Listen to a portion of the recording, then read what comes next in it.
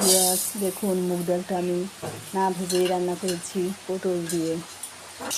কাঁচা মুগ ডালটা আমি ধুয়ে নিলাম। এখন কড়াইতে তেল দিয়ে আর কিছু শুকনো মরিচ ফোড়ন দিয়ে মুগ ডালটাকে আমি দিয়ে দেবো। দেখুন একদম কাঁচা মুগ ডাল, আমি কিন্তু আগেই ভাজিনি।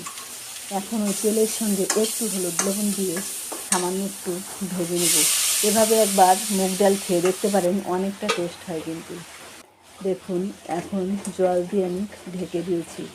তারপরে কিছু সময় পরে এই ডালটা খুব তাড়াতাড়ি গলে যায়। ডালটা একটু চামচ দিয়ে নেড়ে নিলাম, ফুটে গিয়েছে। এখন কড়াইতে অন্য একটা কড়াইতে জিরে ফোড়ন দিয়ে পটলগুলো দিয়ে দিলাম, দিব সামান্য একটু হলুদ লবণ।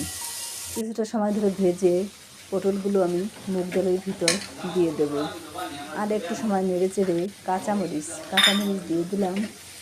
আর পটলটা তো ওইদিকে ভাজা হচ্ছে। দেখুন পটলটা অনেকটা ভাজা হয়ে গিয়েছে, কালারটাও সুন্দর হয়েছে। এখন মুগ ডালের ভিতর দিয়ে দিলাম আর একটু নেড়ে চেড়েই কিন্তু আমি নামিয়ে নেব।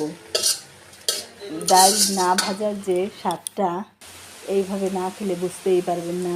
দেখুন ডালটা কিন্তু অনেক সুন্দর হয়েছে আর খেতেও খুব ভালো হয়েছে। আপনারা এভাবে একবার খেয়ে দেখতে পারেন। ভালো থাকবেন সকলে, ধন্যবাদ।